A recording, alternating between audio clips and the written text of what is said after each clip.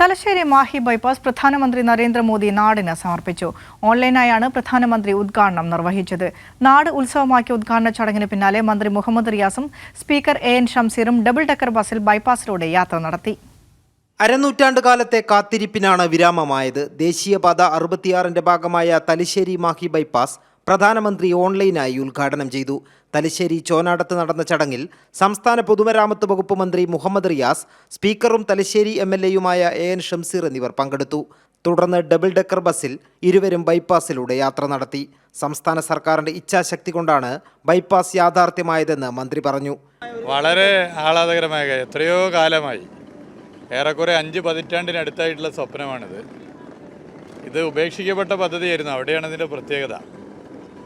ഉപേക്ഷിക്കപ്പെട്ട പദ്ധതി വെന്റിലേറ്ററിലായിരുന്നു എന്നും പറയാവുന്ന പദ്ധതിക്ക് ജീവൻ വെച്ച് മുന്നോട്ട് വന്നത് 2016 LDF സർക്കാർ വന്നതിന് ശേഷമാണ്.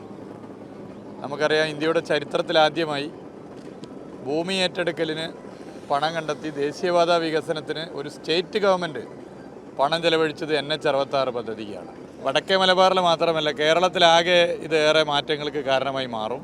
ഒരിക്കലും നടക്കില്ലെന്ന് കരുതിയ ബൈപ്പാസ് യാഥാർത്ഥ്യമാകുമ്പോൾ നാടൊട്ടുക ആഹ്ലാദിക്കുകയാണെന്ന് സ്പീക്കർ AN ഷംസീർ ചൂണ്ടിക്കാട്ടി. യഥാർത്ഥത്തിൽ ഞാൻ ജനിക്കുന്നതിനേക്കാൾ മുമ്പുള്ള പ്രൊജക്റ്റാണിത്. ഇത് പ്രൊജക്റ്റ് യാഥാർത്ഥ്യമായതിൽ വലിയ സന്തോഷമുണ്ട്. തലശ്ശേരി ജനങ്ങൾ വളരെ സന്തോഷത്തിലാണ്. പ്രത്യേകിച്ച് തലശ്ശേരി മാഹിയിലെ ഗതാഗതക്കുരുക്കിന് പരിഹാരം ഉണ്ടാകുന്നു. അതുകൊണ്ട് തന്നെയാണ് ജനങ്ങൾ സ്വയം ഏറ്റെടുത്ത ഉദ്ഘാടന ചടങ്ങ്. 48 വർഷം മുൻപ് വിഭാവനം ചെയ്ത പദ്ധതി സ്ഥലമേറ്റെടുക്കാൻ കഴിയാത്തതിനാൽ അനിശ്ചിതമായി വൈകുകയായിരുന്നു. 2016 ഒന്നാം പിണറായി സർക്കാർ അധികാരമേറ്റതിന് പിന്നാലെ കടമ്പകൾ മറികടന്ന് നിർമ്മാണ പ്രവൃത്തികൾ ആരംഭിച്ചു.